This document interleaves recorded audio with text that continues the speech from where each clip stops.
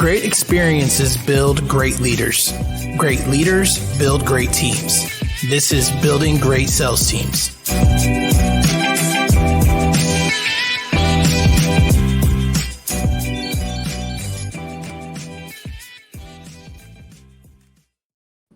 All right, guys, welcome back to Building Great Sales Teams. We've got a repeat on our hands here. Welcome back to the show, Robert Fredrich. He's a business development rep and a special operations veteran.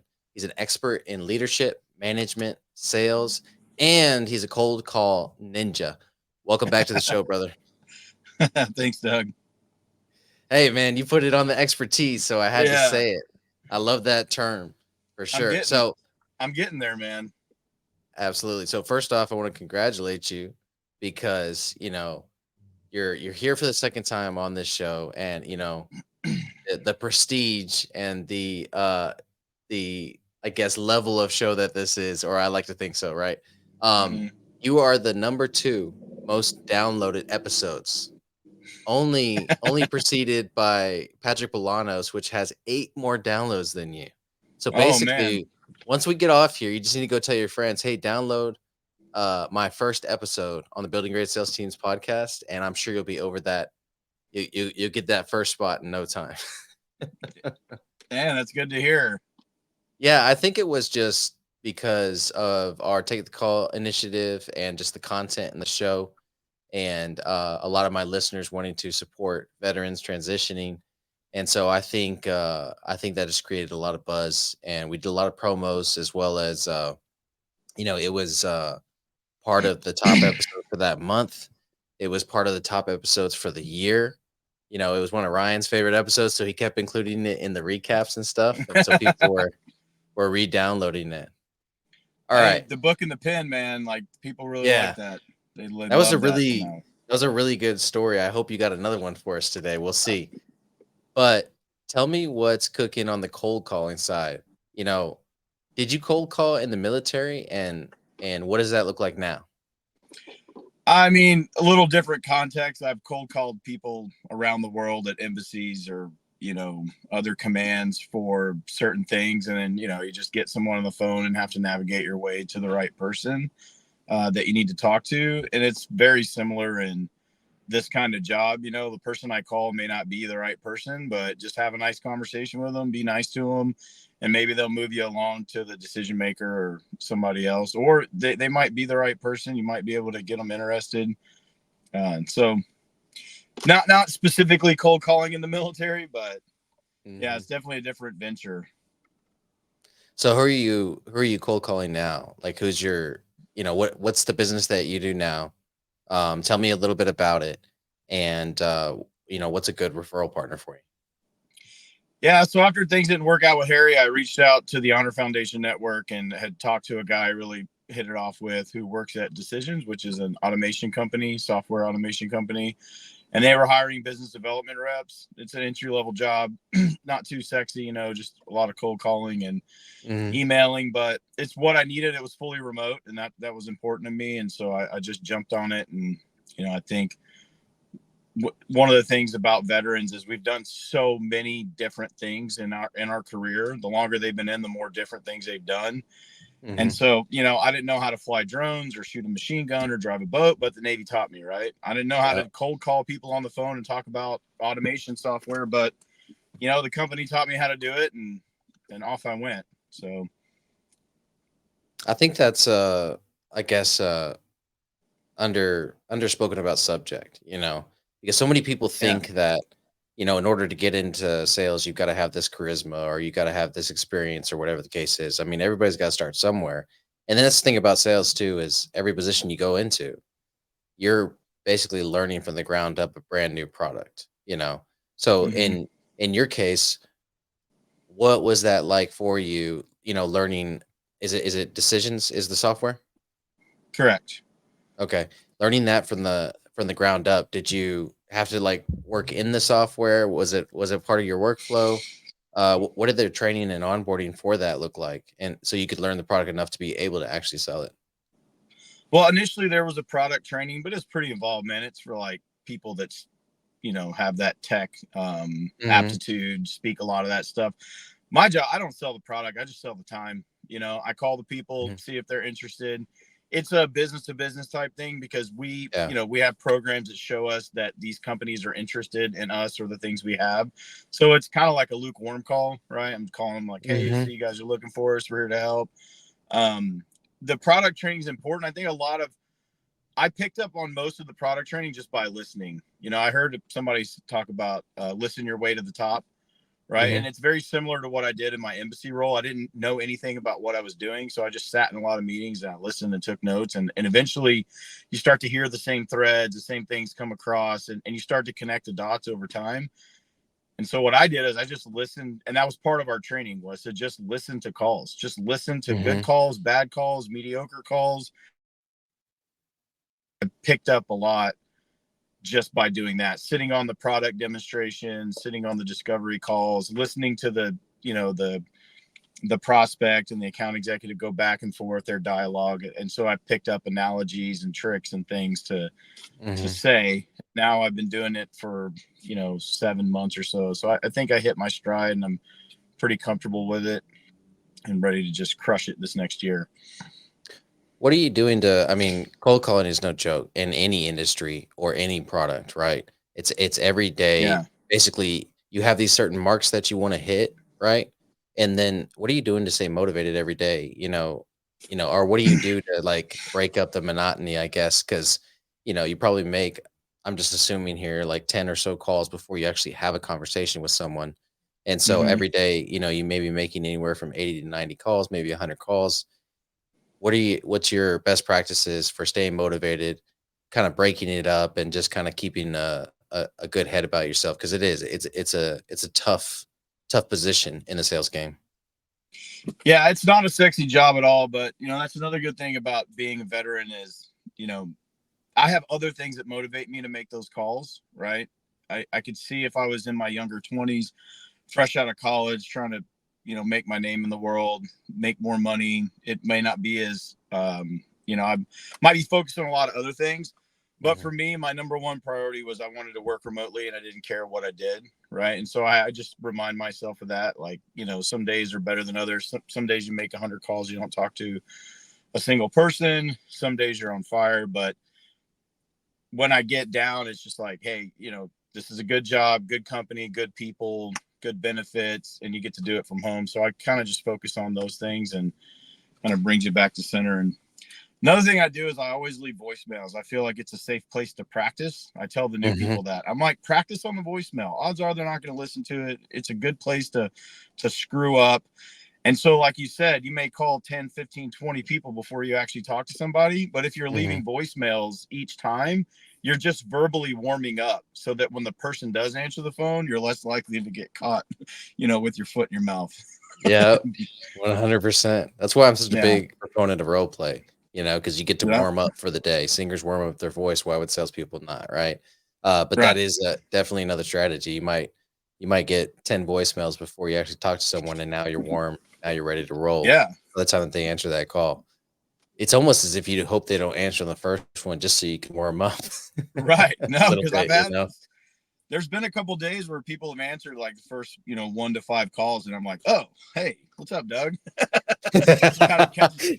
Caught me off surprise. You're the first person I Yeah. talked to today. Yeah. No, that normally, and what's funny is I'll just roll right into a joke. I'm like, sorry, that normally doesn't happen, and then it's funny, right? Like try to Yeah. um, build that initial rapport with them right out of the gate. Mhm. So, from your point of view, coming from the military, being a veteran, having gone through, I guess, that first challenge right out of the military where it didn't work out with the previous employer, like how is this company keeping your interest, keeping you engaged, and I guess keeping your focus? Well, one thing I like about this particular job, it's funny, the cold calling and the no code is I like the challenge of calling people and seeing if I can win them over, Mhm. you know, and I know their company's looking for this stuff. I just got to convince them that, it's of value to them. And I think it's fun, right? I love to get that meeting booked or that demo booked and hang up. It's like a little rush, man.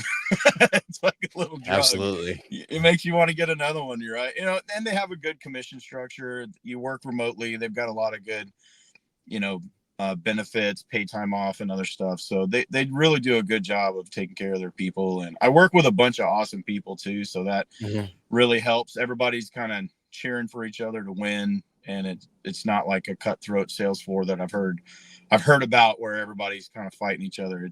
It's all, everybody's on the same team, and that makes it fun to I don't say come to work because I don't go to work. I just log into work, but yeah, same. yeah, it makes it fun to log into work. So do they do any like obviously you're doing Zoom calls, sales training, stuff like that. Do y'all do any of those like in-person meetups? Are y'all able to like do quarterlies or anything?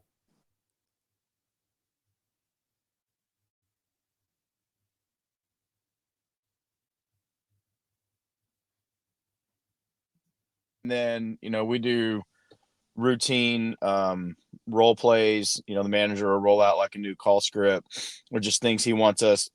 He doesn't like whip us with it like this is a script, you will do what you say. It's more of like these are an agenda of talking points, and you kind of pick and choose from them. AI is a big thing right now, and so we'll want to incorporate that into our conversation. Hey, are you guys thinking about AI, how to implement it, keep up with your competitors? So he'll kind of give us the call scripts more like a guideline, try to incorporate these things, entice them.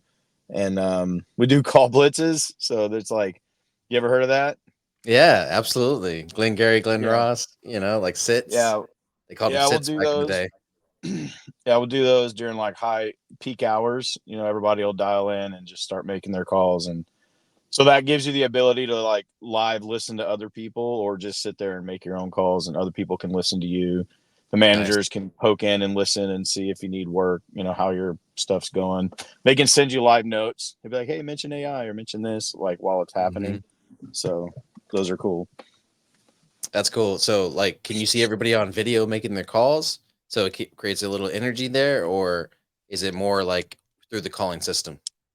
Yeah, we're all, it's kind of like Hollywood Squares, dude, if you remember that, right? We're all kind of like Hollywood Squares, and like I'm over here doing my thing, but I can click on Doug's window and listen to what Doug's saying.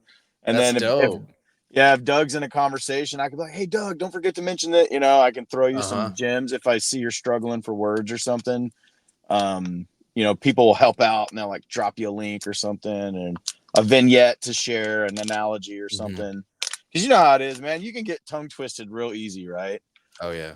Especially in this environment, we're talking about like coding, tech, very tech type stuff that surpasses my ability, right? Like, yeah.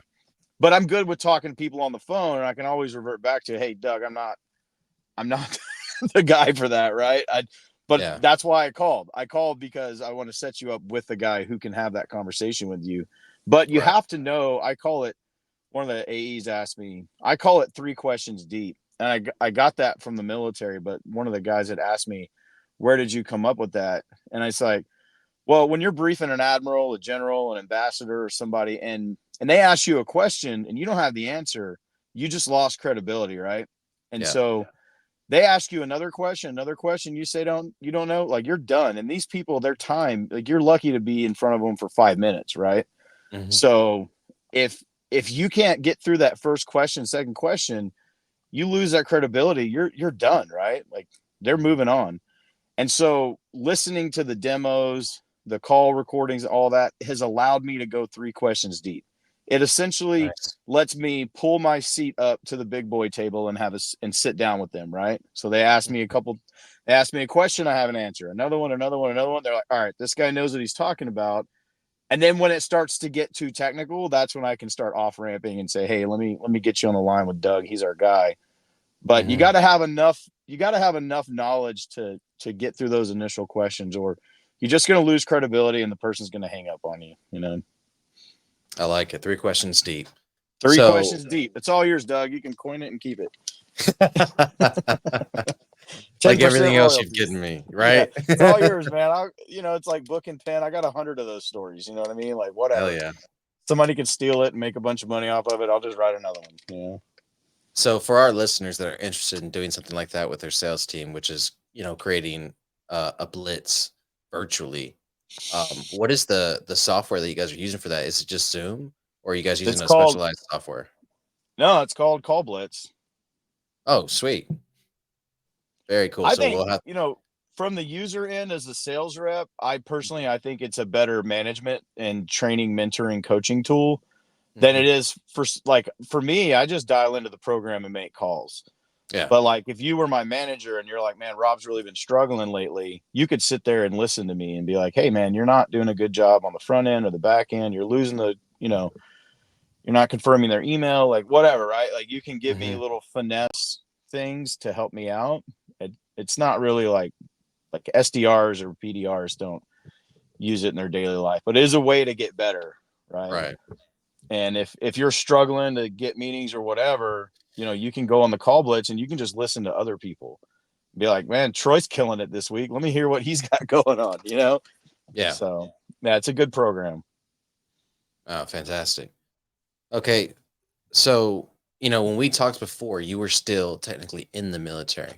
Mm-hmm. So, what has that transition been like for you going from, military life to civilian life now? And, you know, what skills were you able to transfer over? Do you feel like you use every day? Yeah, I'm glad you asked that, Doug, because that is, man, when you're sitting on the inside, you're like, what do I drive boats and shoot machine guns. Like, what? You know what I mean? Like, Yeah. what do I have to offer like the civilian world? And you're just so scared because you're like, I don't know what to do, right? But it's your disciplines, Doug. Like that is what makes you who you are. That's what makes veterans such good people to hire, and soft veterans as well. It's because of our disciplines, right? Like we have, and it's funny because in the military, you don't have a cash incentive. There's no commission bonus, right? Your incentive to work hard and do good and be organized and efficient is time. You get liberty. Mhm. You get to leave early, right? Like I'm not going to make any more money if I do this job extraordinary, but I might get to leave at 1 o'clock, right? Yeah. And so every person in the military, past, present, and future, comes to work with one question in their mind: what do I have to do today so that I can go home? That's it. That's all people in the Mhm. military care. Like, the moment they walk in the door, they just want to know, what is it that you need me to do so that I can go home? And then once they get that series of tasks or whatever it is, they're going to do it in the most efficient, effective way possible so that when they're done, they can leave. Right. And Yeah. so 22 years of that kind of mindset, then I come out in the civilian world and they're like, this is what we expect a BDR to do each day. Right.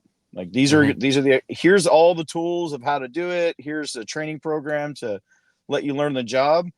And then it's the disciplines, right? Like once I figured it all out, I saw it happen start to finish. I learned all the little pieces and, how to get from here to here. Then I put it together in a very disciplined, fashion so that I never forget to do anything. And Okay. my manager had asked me, he was like, can you just walk me through like what you do each morning? And so I showed him. I'm like, I check my email, I look for these things, then I do this, I set an alarm, I send invites to myself on Slack.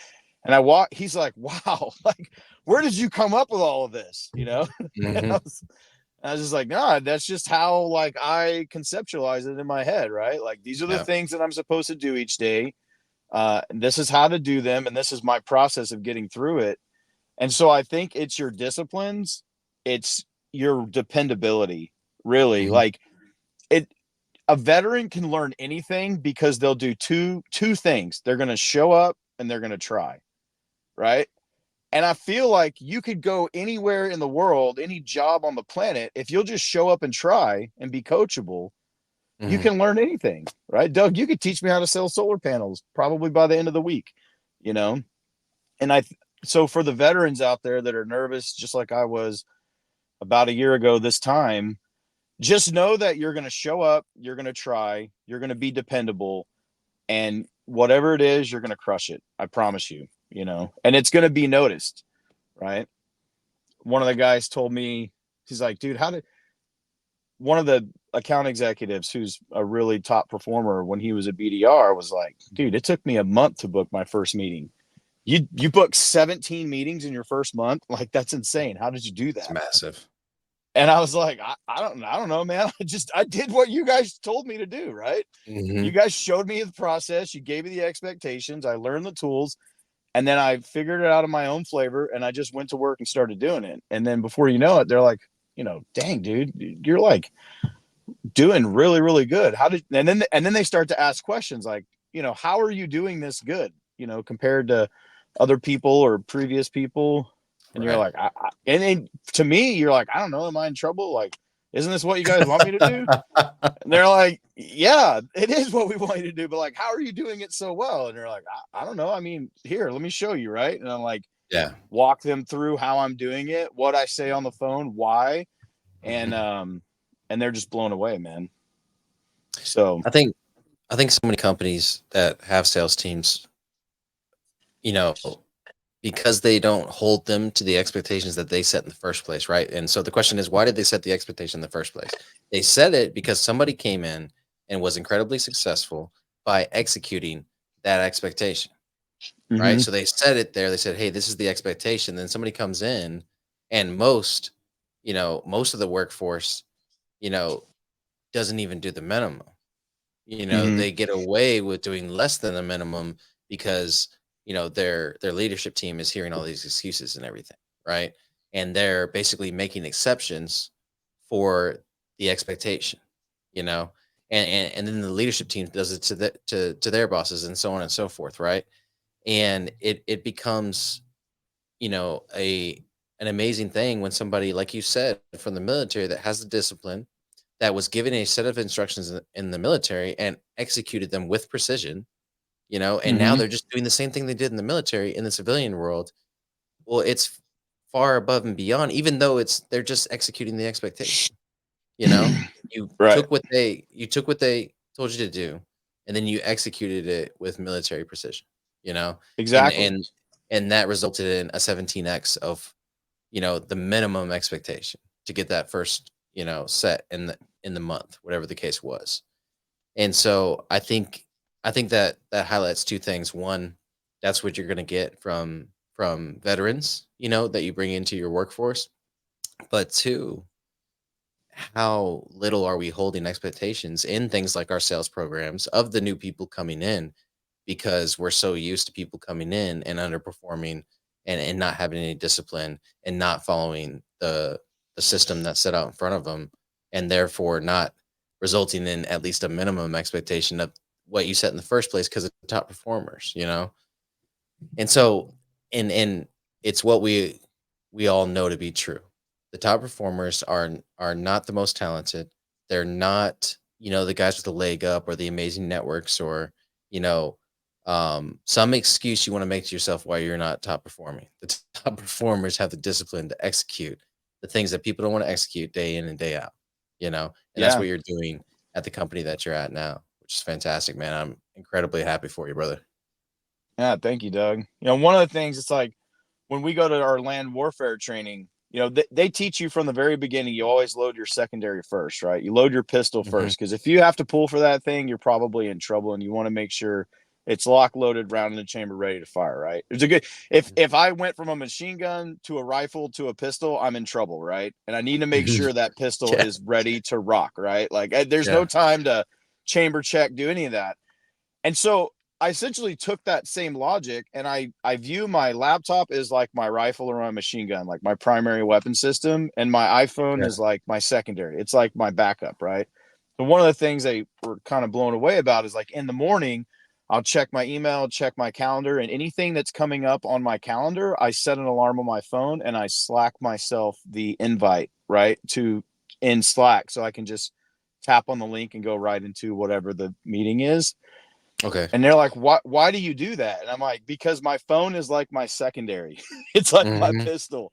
And I want to know that if I'm out walking the dog, or the maintenance guy comes to, mess with the dishwasher, or whatever happens, my alarm goes off. It's my 15-minute warning that there's a meeting coming up, right? And Yeah. worst case, I can, if I'm like too far from my computer, worst case, I can just go to my secondary and tap the link on my phone.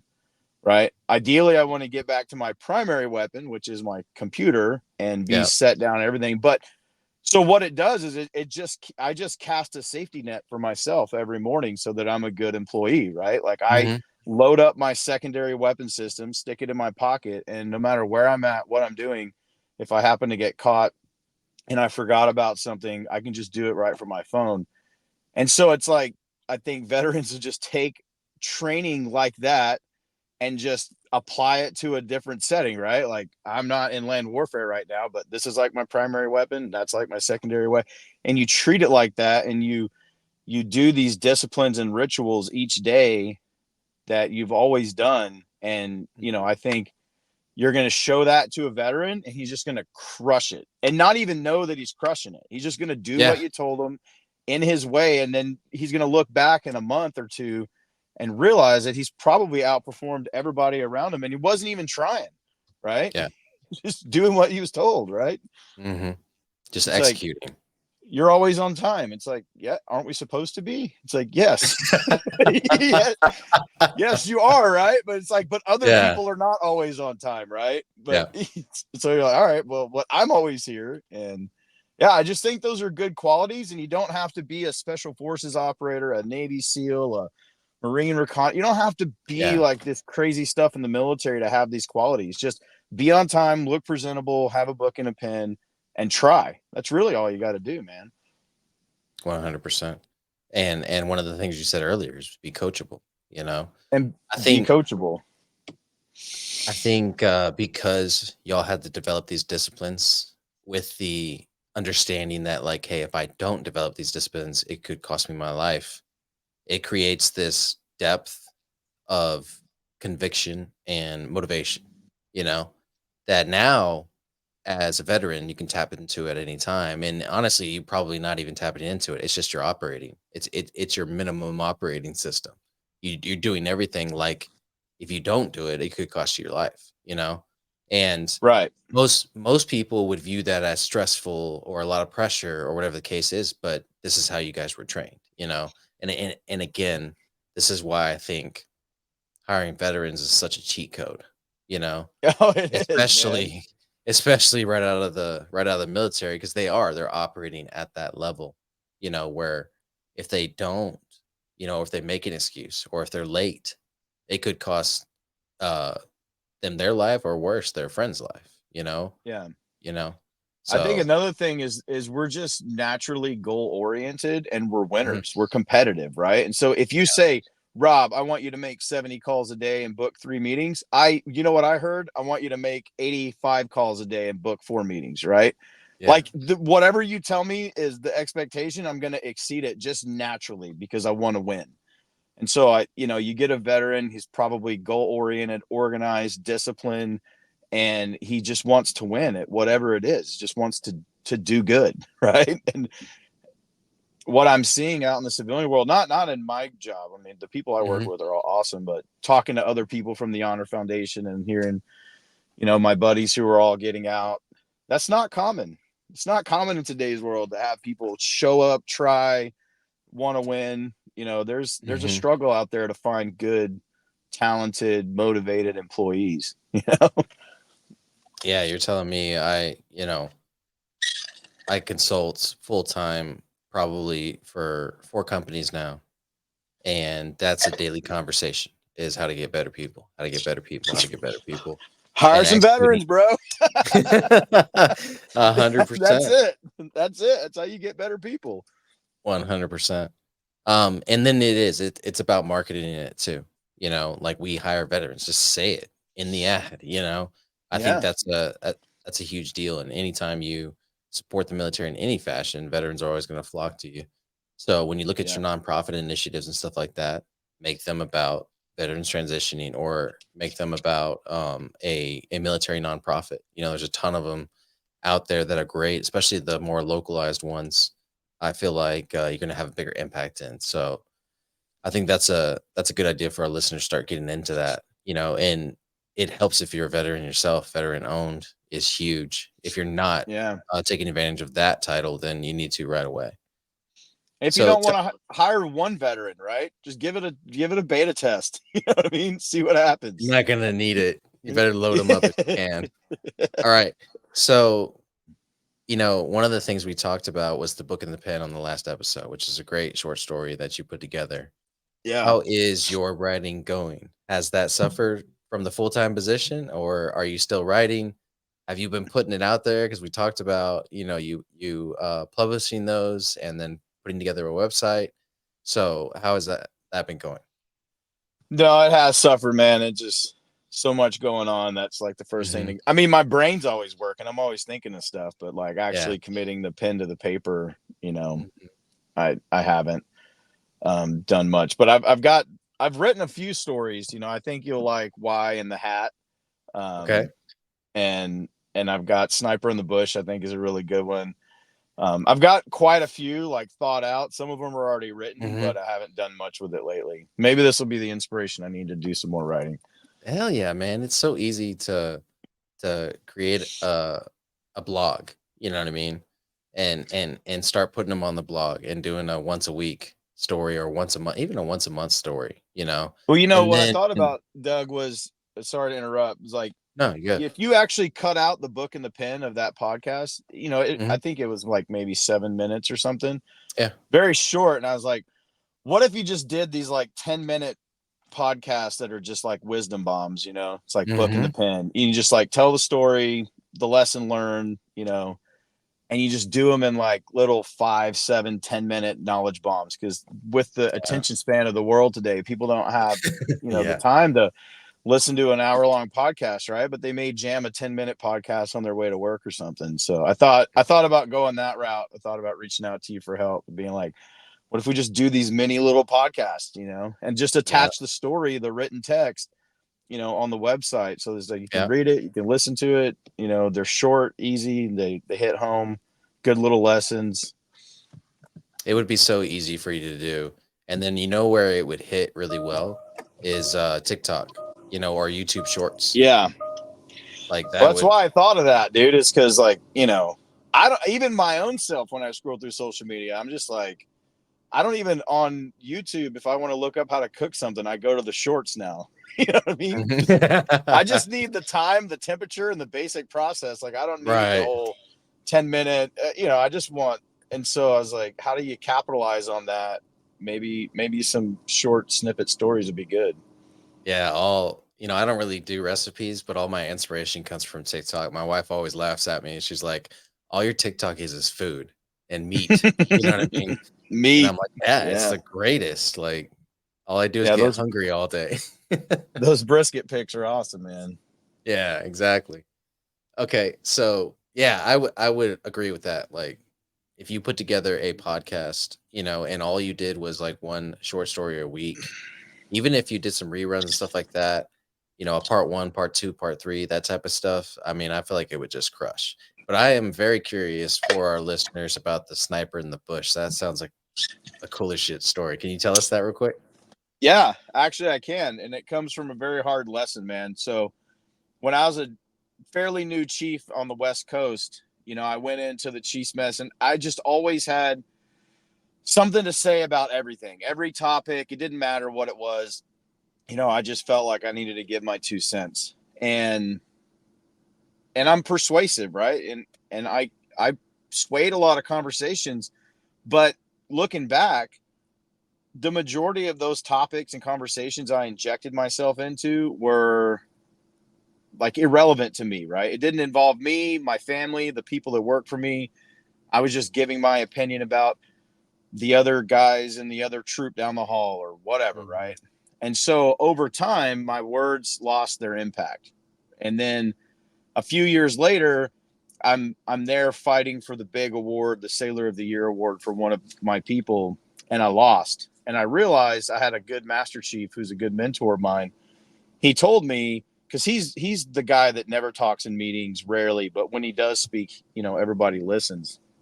And Mm. he told me, he's like, you talk because you feel like you need to speak, and I talk when there's something to say, you know.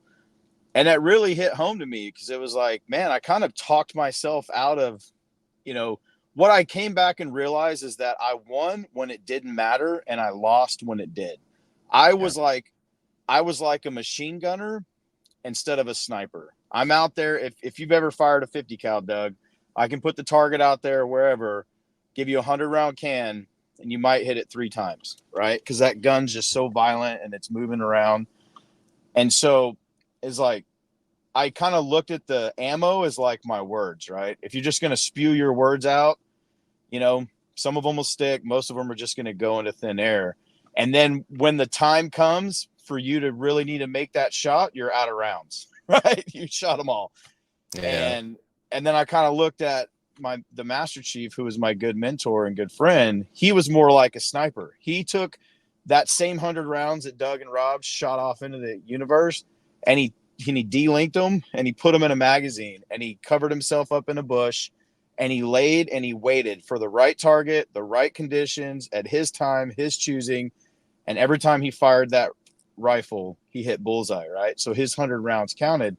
And so that's when I came up with the sniper in the bush. It's like, if you're a young, motivated mid-manager, leader, supervisor, you know, you come in with a lot of passion, a lot of words, a lot of wanting to do good, and you can do that. But like for me, you know, you'll sway conversations and you'll win and you'll do great things, but you're going to win a lot of battles that don't matter. And then one day you may lose when it does. And so what I did was I took that and I came up with a 3-question internal dialogue that I still use today. And I asked myself, does this affect me? Does this affect my family? And does this affect the people that work for me? And if the answer is no, then I'll just be quiet, right? And just save. And, you know, that was a hard life lesson for me to learn. But I'm glad that I did. And so that's the sniper in the bush. And I actually have that written out. I just have to find it. Beautiful, man. I love the story, and it just makes a ton of sense. And so, so many of our young people need to learn this, you know. And Yeah. it's kind of hypocritical coming from me because all I do is run my mouth in this podcast every day, 3 days a Right. week, you know. And I'm part of so many masterminds and so many groups and stuff. And you know, even being my age and understanding the concept that you just went through so well now, you know, being a little older, you this little fire comes up in you, you know, and you just got to run your mouth Mm-hmm. sometimes, but you're 100% right. Make sure when you do that it's for the right reasons and it affects you, your family, and your team. I Because love if you that look at so like much. if you look at the Master Chief, I looked at like a lot of what he does, and you know what he's doing is he's picking the time, the place, the venue, the topic, the conditions. He's making sure all of those things are good so that when he opens his mouth, he's going to win, right? It may be the right time and place, but it might be the wrong venue, right? Or the crowd just may not be feeling it. So he decides, hey, I'll shut up and wait for the next opportunity, just like a sniper would do, right? He just Mhm. lays and he's patient and he waits for everything to be right. And so I'm trying to be more like that as a parent, as a husband, as a coworker. But I'm here rambling on your show about it. I'm machine gunner word talking how I want to be more like a sniper, but you get the point. Yeah, no, most definitely. And that's what this show is for. This is the right time, the place, the venue, all those things. Yeah. 100%. So Okay. what your 3-question dialogue, your internal dialogue is your dialogue to decide, right? But Mhm. for me, it was those 3 things. You know, if it didn't meet that criteria, then I wouldn't offer my opinion unless I was asked for it. And so, you know, I think it would work for most people, though. Oh, I couldn't agree more. Thank you so much for sharing that story with us. Yeah, So what is next? What's next for you? What's next for you and your family? I'm glad. Pardon I'm me. glad you asked that, man, because I actually want to hit up my manager. We got cut short on our one-on-one last week, and one of the things Mhm. I wanted to talk to him about that we got cut short on is, you know, everybody did their performance reviews, and it's like, what's next, you know? Mhm. And one thing I saw really bad in the military is you never do something long enough to truly master it, right? Like I Mhm. became awesome at shooting a 50 cal, and right when I was like ready to be the most dominating 50 cal gunner slayer ever, they're like, hey, you got promoted, now you're the boat driver, right? So then Wow. I spent a few years learning how to drive a boat. It's all new. But after a couple years, I'm pretty good at it, right? Like I'm a good boat driver now. I can drive at night on night vision during the day and inclement weather. And they're like, boom, you got promoted. Now you're going to lead a debt, right? And so you never really get to do something long enough to just be a true messiah at it, right? Like the oracle. And it may be a little selfish, but like I don't want to do anything more right now than just be a really, really good BDR. Right. Like I just want to get better at my call script. I want to get better at the process, incorporate LinkedIn, email, whatever, become a student of the game and just crush it. And I don't have a lot of aspirations for leadership and management. Like I did that for 17 years, dude. Like I'm happy just coming back down as I'm essentially a 40-year-old entry-level new guy. Right. But I've got 22 years of experience at my back. Right. And so it's really helping me out. And, I understand if I was in my 20s, I'd want to move to account executive and sales engineer and like all this stuff. But like, I don't care about all that, dude. Like I'm good. Like when I left high school, football season was over. That last game of your senior year, it's like there's a huge void. I've been playing sports my whole life and it's just gone like overnight. It's like you're no longer a football player. There's no off season. And then I went into the Navy and Naval Special Warfare, and I found that next locker room bravado, right? Yeah. And that kept me going for a while. But now my new locker room is not a bunch of alpha males beating their chests. It's just being at home, taking the kids to school, doing Christmas stuff. And so this job helps enable me to be better at that, right? So I really enjoy the job. I like the people I work with. I like what I do. And I just want to spend some time getting good at it and mastering it. And I don't want to climb the leadership chain. And, what do you think about that? Like, do you see talented people getting swept into higher positions, because they're good? Yeah. All the time, especially, and it's on both sides, it's the salesperson wanting to move up, as soon as they hit the qualification or hit the mark, them wanting to move up and grow in the company.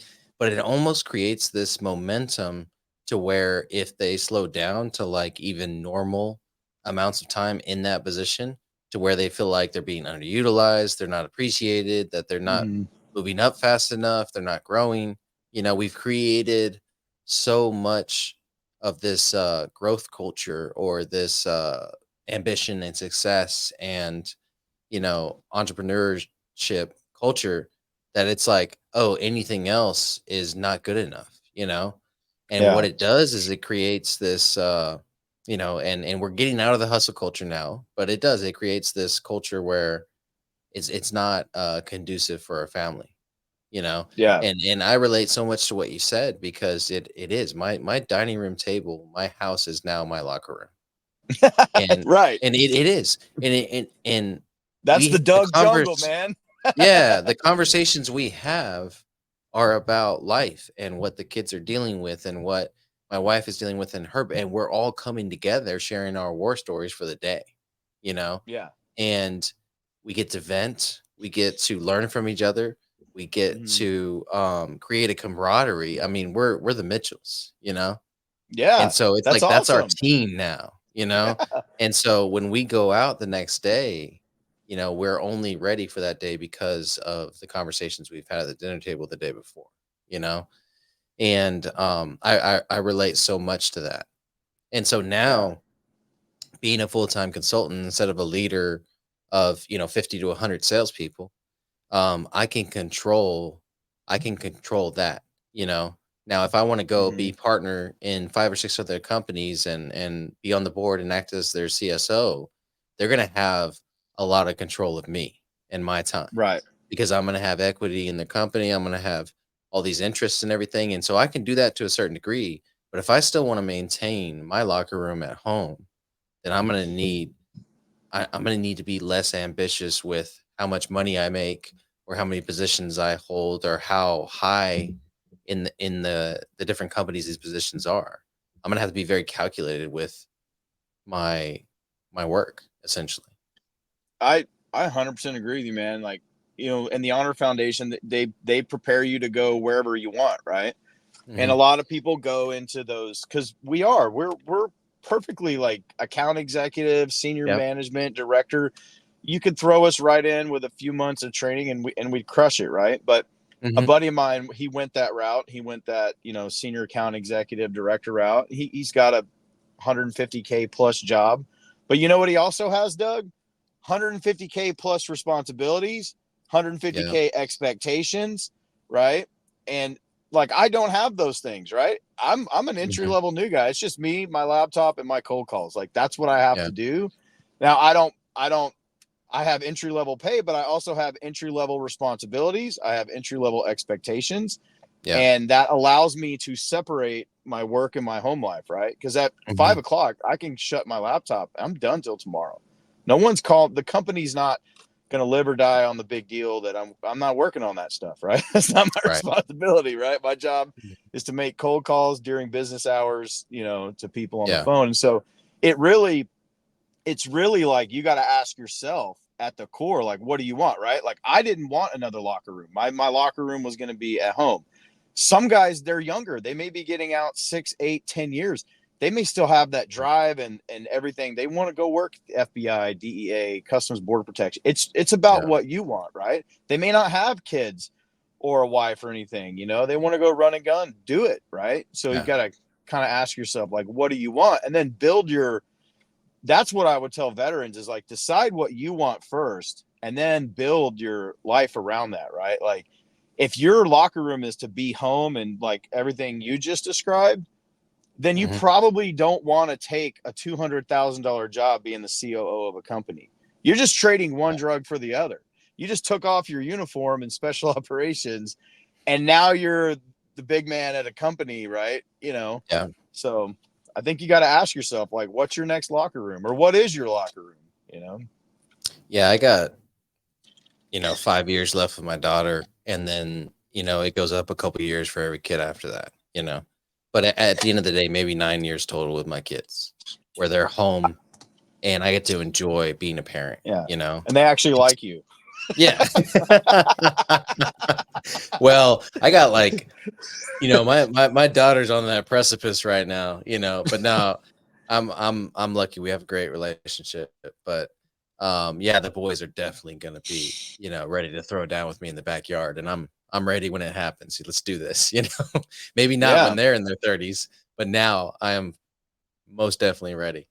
But anyways, brother, no, I love the conversation that we have had today. And the last time that we talked and you were on the podcast, I asked you about legacy, and your Mm-hmm. response was somebody who helped people, and Mm-hmm. that the legacy was those people that you helped. And when they mentioned you or said your name, you know, that was the legacy. Yep. And so, if I were to ask that question again today, and this is, I think, almost a year later, is it still the same answer, or has that changed a little bit? 100%, man. Hasn't changed. I came in this group of people that I'm with. There's probably 8 or 10 of us. Most of them are like between 21 and 26 ish years old. Right. And Hmm. I figured this job out really quickly because of my background and experience. And the first thing I Hmm. did was double back and help. It's like when you play football, right? And the backs, you run the mile and the backs and Hmm. receivers, they always finish first. But the first thing the team players do, the good ones, is they turn around and go back and run with the linemen. Right. Hmm. And so it's kind of the same thing. Like I came in, I figured the job out, and the first thing I did was turn around and go help them out, right? And I'm like, here, let me show you because we're all just as new to it, right? We're all trying to make sense of what all this stuff is.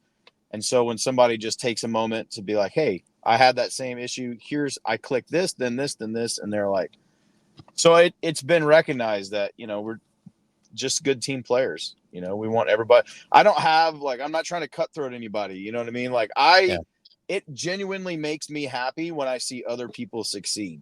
You know, like to be able to help Doug figure out this process and role play with you, and then get you on the phones and hear that you just booked your first meeting. Hmm. Tomorrow. I'm like, that's awesome, right? Like I'm super Yeah. happy. I'm not jealous of you. I don't want to like undercut you at all. I'm just genuinely happy that you did good. And so, yeah, still living it, man. I think when we allow it, that's a driving force in our humanity. I think everybody has that in them, but sometimes we let the outside world dictate, our motivations, and we lose sight of that. But when you're doing that, when you're helping others, when you're lifting other people up, I mean, besides, maybe in prayer or in your faith or with your family, it's hard to be more fulfilled than helping others. And let's be honest, that's what you're doing with your family. You're leading your family and you're lifting them up, So it's the same Yeah. concept, just applied at work, which gives you more fulfillment, which can take the most mundane, unsexy positions and make them incredibly fulfilling, which is what you've done with yours. Yeah, I actually had one girl I was chatting with on the team. She was getting kind of frustrated. And so I told her the same thing. Like, what are some of the good things that you like about the job? And one of the things that she said is, well, she doesn't spend a lot of money on makeup anymore because she didn't have to go to work. Right? Okay. Like, I don't have that problem because I'm a dude. But if you look at it, like, you don't spend money on gas, you don't have to park, sit in traffic, pack a lunch, makeup, spend time getting ready. There's a lot of things that you can focus on that this job is, instead of focusing on what the job isn't. Right. And if you do that, I think you can find some happiness. And yeah, and add 10 grand to your salary because you're not spending that money now. Right. So if you're just apples to apples comparing numbers, but if you start actually digging in and pulling out all those, additional costs and stuff, a remote job can really start to climb you up. And just holistically, it's easier to have a work-life balance when you can just shut your phone off or close your laptop and you're done, right? You're like, I'm 100%. It's over. I don't have to shut my laptop, walk to my car, drive home, sit in traffic, Yeah. I just close it up and good to go. What's up? Let's watch Wednesday, right? I heard you talking about Wednesday. Yeah. Good show, man. Good show. Yeah. So this is the second time you've been on the show. And man, I think it's even better than the first. Like, there were so many nuggets, so many stories, so many wisdom drops that you gave for our listeners. And I just want to thank you for coming on the show and giving us that value. No, thank you, Doug. I appreciate it, man. Anytime, dude. Keep extending the invite. Yes, sir. All right. Let's get building. All right, man. Bye.